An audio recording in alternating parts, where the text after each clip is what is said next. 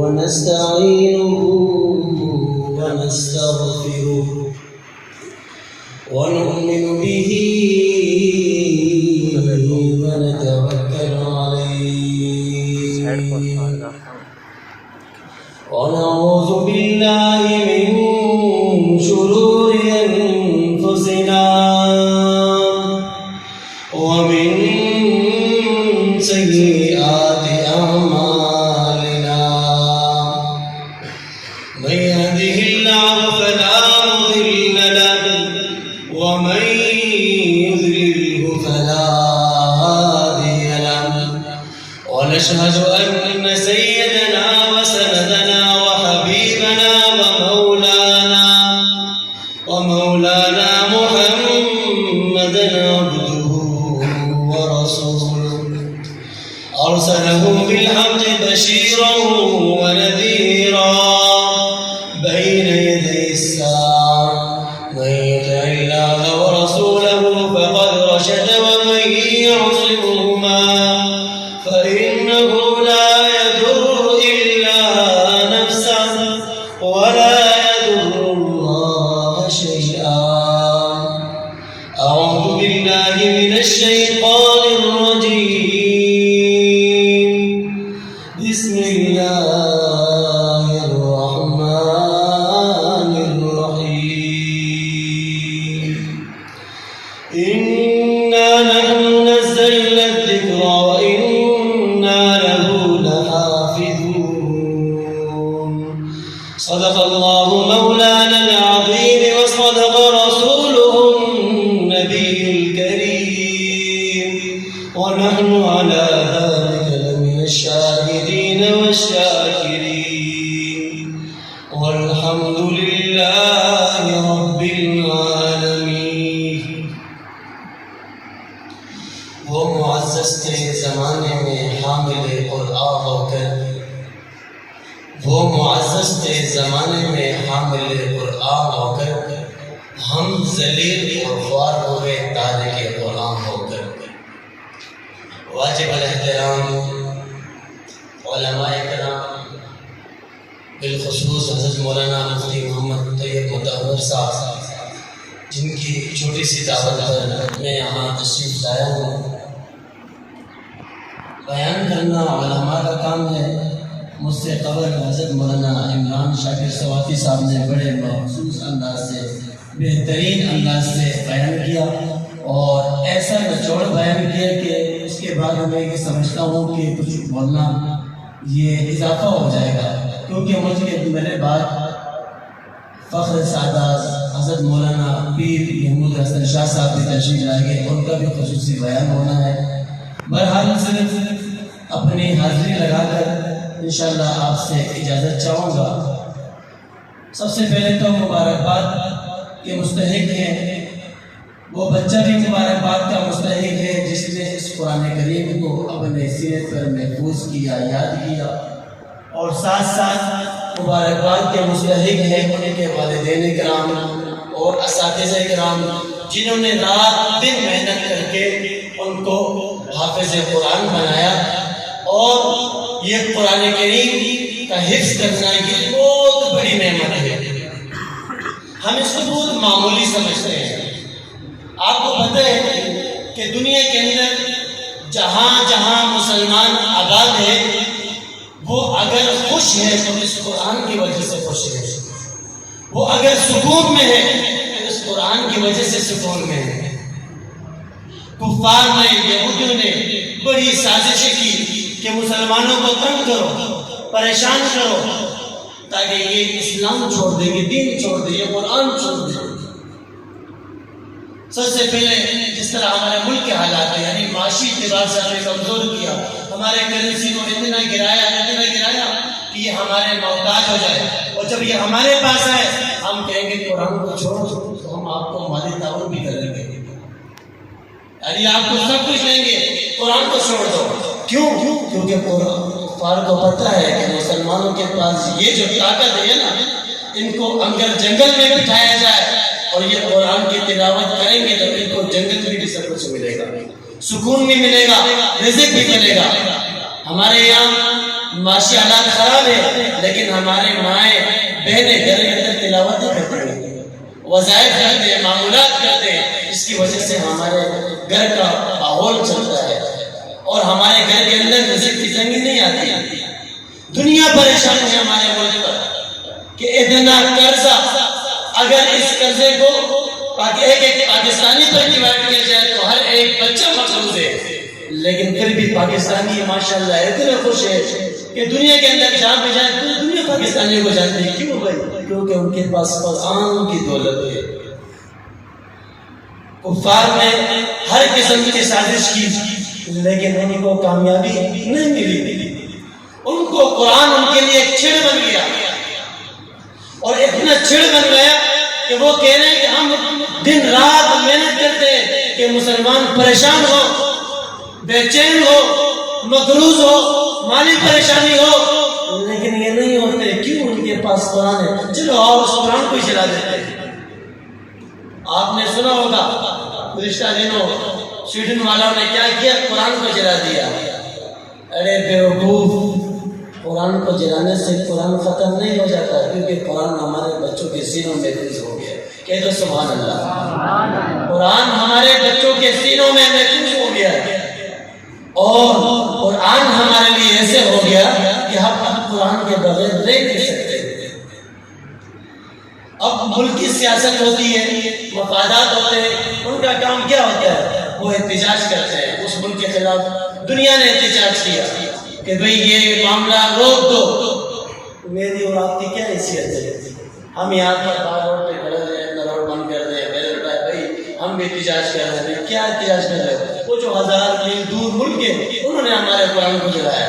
نہیں، آج میں تمہیں احتجاج کا طریقہ بتاتا ہوں۔ ہمارا احتجاج کا طریقہ کیا ہے؟ ہم اگر پہلے ایک سے 12 قرآن کی تلاوت کرتے تھے، ہم قرآن کی محبت میں آج سے 2 سے 12 تلاوت کریں گے انشاءاللہ۔ بولو انشاءاللہ۔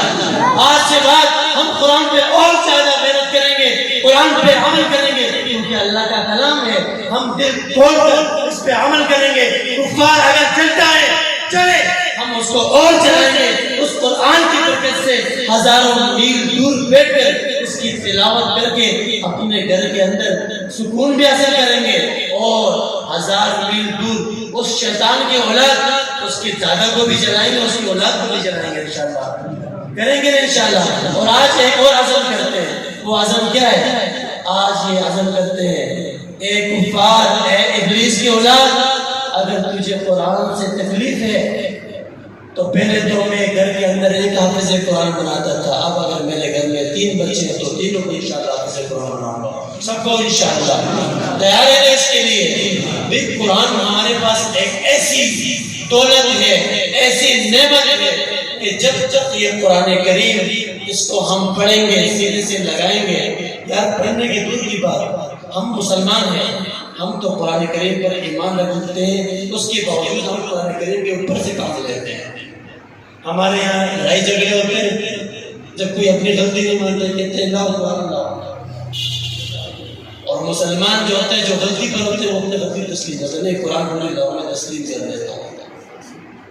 یہ نہ پڑھنے والے مسلمان کی بات کر رہا ہوں، اور جو پڑھتا ہے وہ غلطی نہیں کرتا، جو پڑھتا ہے اس پہ عمل کرتا ہے، نمازوں کی پابندی کرتا ہے، متقی اور پرہیزگار کرتا ہے، اس کو ضرورت نہیں پڑتی کہ لڑائی جھگڑے کی۔ تو اس لیے قرآن ہمارے پاس اتنی بڑی دولت ہے۔ اگر ہم قرآن سے پوچھتے ہیں کہ اے قرآن ہمیں بتا ہم کامیاب دنیا کے اندر کامیابی کیسے حاصل کریں گے؟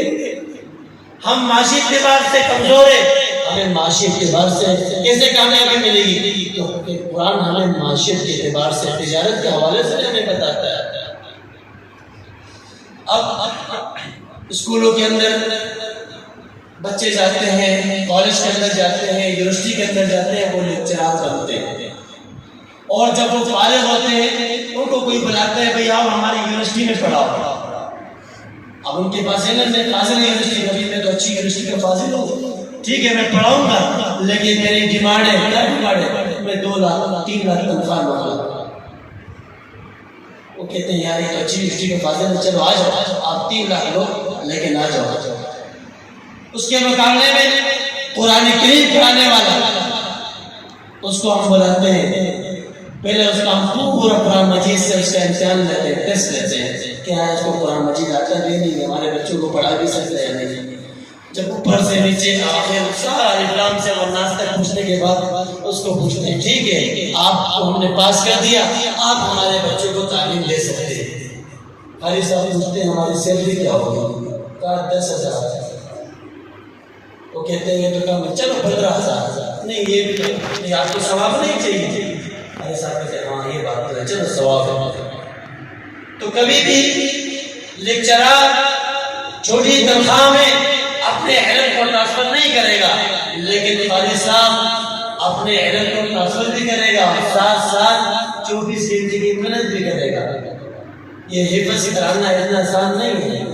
جہاں حفظ کا مدرسہ ہے، آپ کے تو ماشاء اللہ گاؤں میں بھی ہے، آپ دیکھو حفظ کرنے والے بچے کس طرح اٹھتے ہیں، تہجد کے وقت بھی اٹھتے ہیں، قرآن پڑھتے ہیں، پھر فجر کی اذان ہوتی ہے، اس کے نماز کے بعد پھر قرآن پڑھتے ہیں، پھر بیچ میں چائے کا وقت ہوتا ہے ناشتے کا، پھر قرآن پڑھتے ہیں، پھر 11 بجے کھانے کا وقت ہوتا ہے، کھانا کھا کے تو آرام کرتے ہیں، ظہر کے بعد پھر قرآن پڑھتے ہیں، پھر عصر کے بعد تھوڑا سے کھیل کود کرتے ہیں، مغرب تک، اس کے بعد مغرب کے بعد پھر قرآن پڑھتے ہیں، تب جا کے یہ حافظ قرآن بنتا ہے اور قرآن والی دولت اس کے سینے میں محفوظ ہوتی ہے۔ تو صرف آپ سے اتنی ریکویسٹ ہے کہ جب جس بچے کو قاری صاحب حافظ قرآن بناتا ہے، یہ صرف آپ کی دنیا نہیں آخرت کی بھی کامیابی ہے۔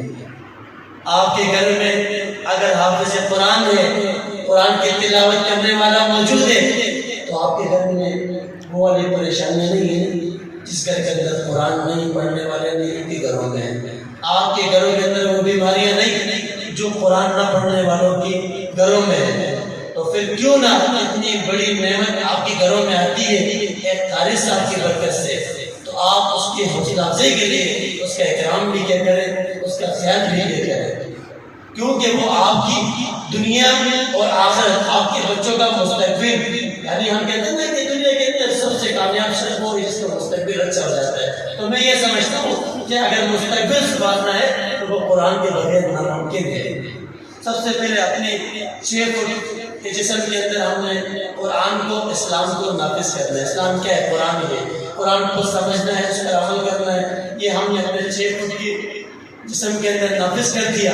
پھر قرآن کے جتنے بھی آپ جس فیلڈ کے اندر بھی جاؤ، آپ اگر سائنسدانی کر رہے ہو تو وہاں بھی آپ کو قرآن کی ضرورت ہے، آپ اگر کسی کا علاج کر رہے ہو تو وہاں بھی آپ کو قرآن کی ضرورت ہے، آپ کسی جگہ میں ہو فیصلہ کرنا چاہتے ہو تو وہاں بھی آپ کو قرآن کی ضرورت ہے، آپ اگر بیان کر رہے ہو تو وہاں بھی آپ کو قرآن کی ضرورت ہے، آپ اگر کسی کوئی شخص دنیا سے انتقال کر جاتا ہے اس کے شاید ثواب کے لیے جاتے ہیں تو وہاں پہ آپ کو قرآن کی ضرورت ہے۔ تو جب ہر جگہ آپ کو قرآن کی ضرورت ہے تو قرآن والوں کی عزت کرو اور قرآن والوں سے محبت کرو، یہ بھی ہمارے لیے سب سے بڑی دنیا کی کامیابی یہی ہے، کیونکہ جب ایک حافظ قرآن، روایت میں آتا ہے کہ جنت میں اس کے ماں باپ کا تاج پہنایا جائے گا۔ حافظ قرآن کے ماں باپ کو جب اتنا نوازا جائے گا، کیوں؟ کیونکہ اس نے اپنے بچے کو وقف کیا قرآن کے لیے، تعلیم کے لیے، قرآن کے ساتھ جوڑا، اور اتنا جوڑا کہ اس کے بچے نے قرآن سے محبت کی، پڑھا اپنے سینے میں محفوظ کیا، تو اس قربانی کی وجہ سے اللہ تبارک و تعالیٰ ان کے ماں باپ کو جنت میں تاج پہنائے جائیں گے، اور ایسا تاج جس کی روشنی اس سورج کی روشنی سے بھی زیادہ ہوگی۔ تو جہاں اللہ تبارک و تعالیٰ والدین کی اتنی حوصلہ افزائی کریں گے تو والدین کو بھی ہمیں بھی چاہیے کہ ہم اس استاذ کی اتنی حوصلہ افزائی کریں جن کی وجہ سے، جن کی برکت سے وہ بچہ حافظ قرآن پڑھتا ہے۔ تو انشاءاللہ ہم کوشش کریں گے انشاءاللہ۔ قرآن کیا چیز ہے؟ یہ اللہ تبارک و تعالیٰ کا کلام ہے، اور قرآن اس کا مصدر ہے قرأ کہتے ہیں سب سے زیادہ پڑھی جانے والی کتاب، اور حقیقت میں یقیناً سب سے زیادہ دنیا کے اندر قرآن کریم کی تلاوت ہوتی ہے۔ اگر آپ معاشی اعتبار سے اٹھاؤ، دنیا کے اندر جتنے بھی مسلمانوں کے ملک ہیں وہ معاشی اعتبار سے کمزور ہے، لیکن ان کے پاس قرآن جیسی دولت ہے، پھر بھی وہ دنیا کا مقابلہ کرتے ہیں۔ جمعہ ہر دن ہمارے پڑوس ملک کو دیکھو، افغانستان کو دیکھو، قرآن پر عمل کیا اور کفار سے لڑے، اور اس سے لڑے کہ انہوں نے قرآن کی برکت سے پہاڑوں میں رہ کر قرآن کی تلاوت کرتے، دشمن آتا ان پہ فائر کرتے، ان کے وقاتلوہم فی سبیل اللہ حتی لا تکون فتنہ، وہ بھی قرآن کا حکم تھا۔ قرآن کے اوپر انہوں نے ظاہری بھی عمل کیا، جسمانی طور پر عمل کیا۔ آج ان کو ایک آزاد ریاست ملی، وہ بھی قرآن کی برکت سے ملی۔ تو میں یہ سمجھتا ہوں کہ ہماری چھوٹی چھوٹی پریشانیاں ہوتی ہیں۔ ہماری کیا پریشانی ہوگی؟ ہماری پریشانی ہے گھر میں کچھ کھانے کے لیے نہیں ہے، تو قرآن سورہ واقعہ کی تلاوت کرو، روزانہ مغرب کے بعد آپ کے گھر کی ناچاکی ختم ہوتا۔ اور ہمارے کیا، ہمارے گھروں کے اندر کیا ہوگی؟ بیماری ہوگی، سورہ طلاق کی آخری جو آیت ہے اس کی تلاوت کرو، کسی بھی مریض پہ کوئی بیمار ہو، اسی طرح سورہ فاتحہ میں شفا ہے، وہ پڑھ کے مریض پہ دم کر دو۔ یعنی ہم کچھ بھی کریں ہمیں قرآن کا سہارا لینا پڑتا ہے۔ تو اس قرآن سے ہم محبت کریں گے تو ہماری دنیا بھی اچھی ہو جائے گی، آخرت بھی اچھی ہو جائے گی۔ تو انشاءاللہ ہم محبت کریں گے نا، تو ہمارے محبت کا طریقہ کیا ہے؟ میں نے بتا دیا کہ ہمارا احتجاج یہی ہے کہ اگر کفار ہم سے جلتا ہے تو ہم اس کو اور جلائیں گے، ہم اور محبت کریں گے، ہم دن رات قرآن کریم کی تلاوت کریں گے۔ اس میں ہماری کامیابی بھی ہے اور دشمن کی ناکامی بھی ہے، اور دشمن کو ہم ناکام کرتے رہیں گے انشاءاللہ۔ تو آج سے ہم ایک عزم کریں گے کہ ہم جتنے بھی یہاں بیٹھے ہوئے اگر زیادہ نہیں تو ہم ایک سپارہ قرآن کریم کی تلاوت روزانہ کریں گے انشاءاللہ۔ ایک سپارہ اگر ہم تلاوت کریں گے تو ایک مہینے کے اندر ہم قرآن کریم ختم کر دیں گے، مکمل ختم ہو جائے گا۔ ہمارے یہاں رواج بنا ہے کہ صرف رمضان آئے گا تو ہم تلاوت کو دیکھیں گے، تلاوت کریں گے، ماشاء اللہ رمضان ختم کر دیں گے۔ رمضان تو ٹھیک ہے، اچھی بات ہے، رمضان میں کرتے ہیں، لیکن معمول بناؤ کہ ہر مہینے میں آپ کا ایک ختم ہونا چاہیے۔ جب آپ یہ معمول شروع کرو گے نا تو اس کی برکت، اس کے انوارات سے بھی آپ کو پتہ چلے گا انشاءاللہ۔ تو کوشش کریں گے نا انشاءاللہ۔ بعض حضرات کہتے ہیں کہ ہمارے لیے اس سے ہمارا بڑا مشکل ہوتا ہے، تو وہ عادت سے تلاوت کریں گے تو پھر بھی ہمارے لیے کوئی مشکل تھوڑی ہے، 2 مہینوں میں ہمارا قرآن کریم ختم ہو جاتا ہے۔ اگر یہ بھی مشکل ہوتا ہے تو ایک پاؤ 4 رکوع یا 5 رکوع بن جائیں گے تو ہم اپنے پر لازم کر دیں کہ ہم یہ روزانہ تلاوت کریں، اور یہ 5 رکوع بنتے ہیں، 5 رکوع اگر ایک ساتھ مشکل ہے تو ہر نماز کے بعد ایک رکوع آپ تلاوت کریں۔